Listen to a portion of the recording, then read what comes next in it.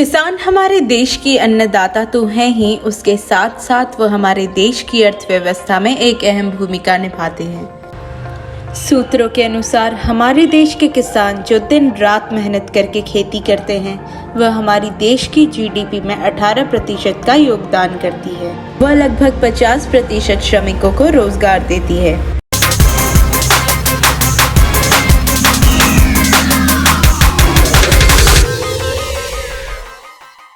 पिछले एक साल से देश के किसान दिल्ली की सीमाओं पर प्रदर्शन कर रहे थे और आज उनकी जो मेहनत है वो रंग ले आई है। प्रधानमंत्री नरेंद्र मोदी ने तीनों कृषि कानून वापस ले लिए हैं। देखिए प्रधानमंत्री ने क्या कहा। लगातार होती रही। हमने किसानों की बातों को, उनके तर्क को समझने में भी कोई कोर कसर बाकी नहीं छोड़ी। कानून के जिन प्रावधानों पर उन्हें ऐतराज था, सरकार उन्हें बदलने के लिए भी तैयार हो गई। 2 साल तक हमने इन कानूनों को सस्पेंड करने का भी प्रस्ताव दिया। इसी दौरान ये विषय माननीय सर्वोच्च न्यायालय के पास भी चला गया। ये सारी बातें देश के सामने है, इसलिए मैं इनके अधिक विस्तार में नहीं जाऊंगा। साथियों, मैं आज देशवासियों से क्षमा मांगते हुए सच्चे मन से और पवित्र हृदय से कहना चाहता हूं कि शायद हमारी तपस्या में ही कोई कमी रही होगी, जिसके कारण दिए के प्रकाश जैसा सत्य कुछ किसान भाइयों को हम समझा नहीं पाए। आज गुरु नानक देव जी का पवित्र प्रकाश पर्व है। ये समय किसी को भी दोष देने का नहीं है। आज मैं आपको, पूरे देश को ये बताने आया हूं कि हमने 3 कृषि कानूनों को वापस लेने का, रिपील करने का निर्णय लिया है। इस महीने के अंत में शुरू होने जा रहे संसद सत्र में, इसी महीने में हम तीनों कृषि कानूनों को रिपील करने की संवैधानिक प्रक्रिया को पूरा कर देंगे। साथियों, मैं आज अपने सभी आंदोलनरत किसान साथियों से आग्रह कर रहा हूं, आज गुरु पर्व का पवित्र दिन है। अब आप अपने अपने घर लौटे, अपने खेत में लौटे, अपने परिवार के बीच लौटे। आइए एक नई शुरुआत करते हैं, नए सिरे से आगे बढ़ते हैं। देखिए इस बारे में हमारे नेताओं के क्या विचार हैं। राहुल गांधी ने किसानों को बधाई देते हुए ट्वीट किया, देश के अन्नदाता ने सत्याग्रह से अहंकार का सर झुका दिया।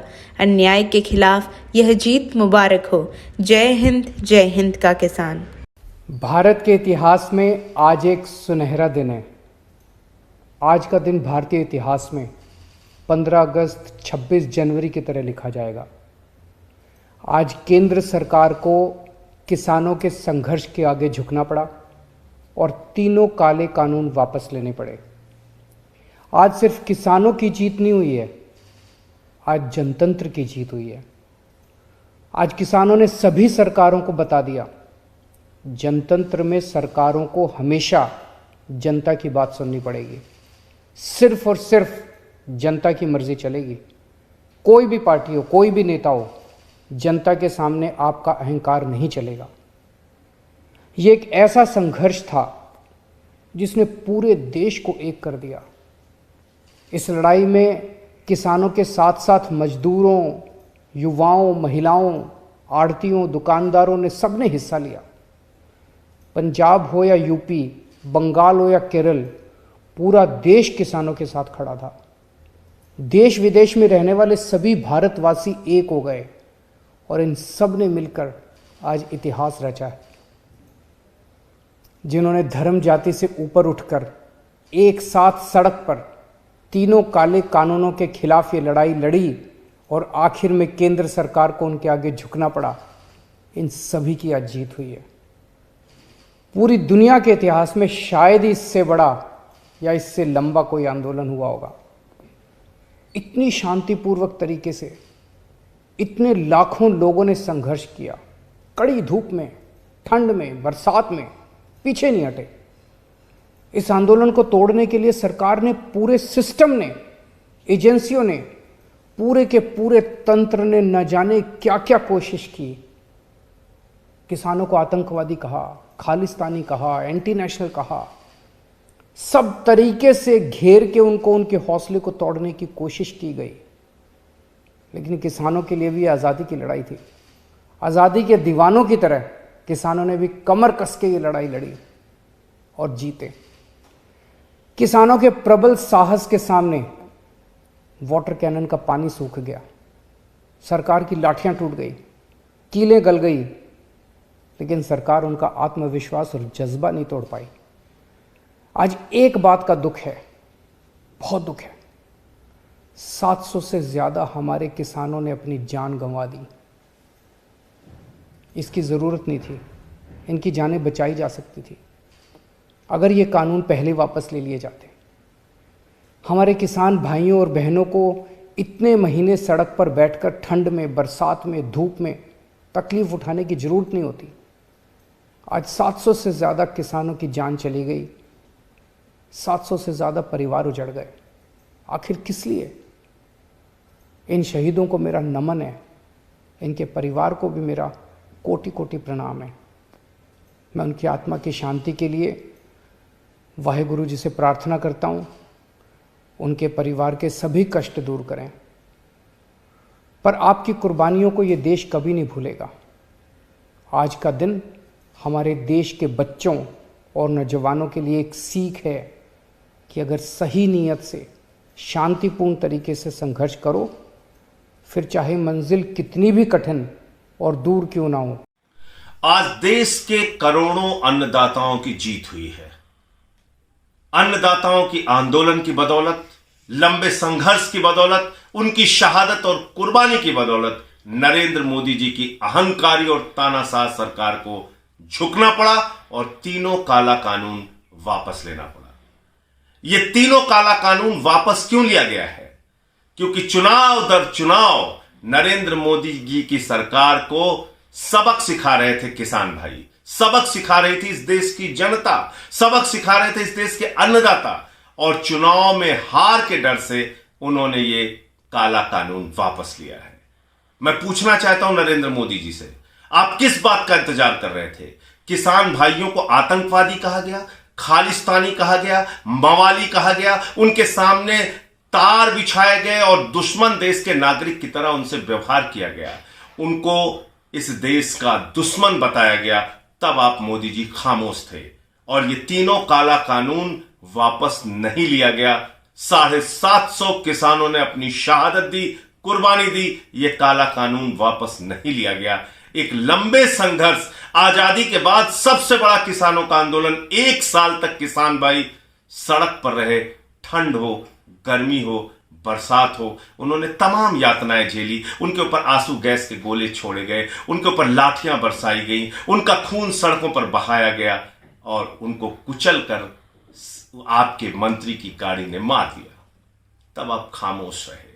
आज चुनाव के डर से, चुनाव में हार के डर से आपने तीनों काला कानून वापस लिया है। नरेंद्र मोदी जी, ये देश का अन्नदाता भी समझ रहा है, देश का किसान भी समझ रहा है। सड़क से संसद तक आम आदमी पार्टी किसान भाइयों के साथ थी, है और रहेगी। जब ये काला कानून संसद में आया था, उस वक्त मुझे मार्शल से घसीटकर संसद से बाहर किया गया था, मुझे निलंबित भी किया गया था, हमारे साथी सांसद आम आदमी पार्टी के जो थे उनको भी निलंबित किया गया था, विपक्ष के सांसदों को अपमानित किया गया था, लेकिन हमारी एक ही आवाज थी, ये काला कानून वापस लो, ये काला कानून इस देश में लागू नहीं होना चाहिए।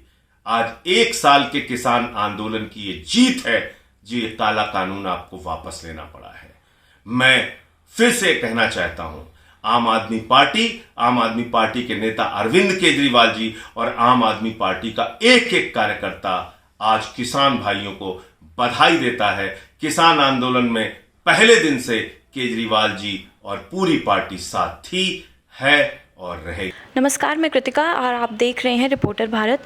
इस वक्त हमारे साथ मौजूद है देशराज राघव जी, बिंदापुर के पूर्व निगम पार्षद। सबसे पहले तो सर, आपके जन्मदिन की, रिपोर्टर भारत की टीम की तरफ से आपको आपके जन्मदिन की बहुत बहुत हार्दिक शुभकामनाएं। आज आपने अपने जन्मदिन के अवसर पर जनता के लिए क्या किया?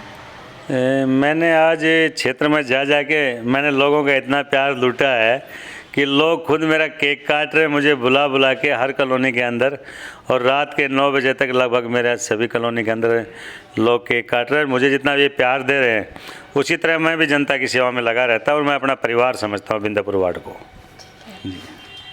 सर, आज प्रधानमंत्री नरेंद्र मोदी ने कृषि कानूनों को वापस लिए, जो 3 कृषि कानून थे, उसके बारे में आपका क्या कहना है? देखो, हमारे 700 से ज़्यादा किसान शहीद हुए हैं और ये सब ड्रामेबाजी है, कोई वापस नहीं लिए। वापस हम उस दिन मानेंगे जिस दिन सदन के अंदर प्रस्ताव लेके आएंगे, उस फाइल को कैंसिल करेंगे, राष्ट्रपति के पास प्रस्ताव भेजेंगे और राष्ट्रपति जब साइन करेगा तब मानेंगे कैंसिल हुए हैं। जी, हमें मोदी जी का फैसला हमें बहुत ही अच्छा है और किसानों के लिए बहुत है। अगर किसान इस बात के ऊपर जो है ध्यान से, शांति से अपने जो है मन को शांत करके और दुनियादारी को देखकर इसको महसूस करें तो उनके लिए फैसला बहुत ही अच्छा है। और वो ये अभी टाइम है कि वो जो है किसान बजाय यहाँ बैठकर अपना जो है टाइम वेस्ट करें, इस अमूल्य टाइम को वो अपने खेतों में लगाएं और खेती के लिए अपनी जो है खेती की उपज बढ़ाएं।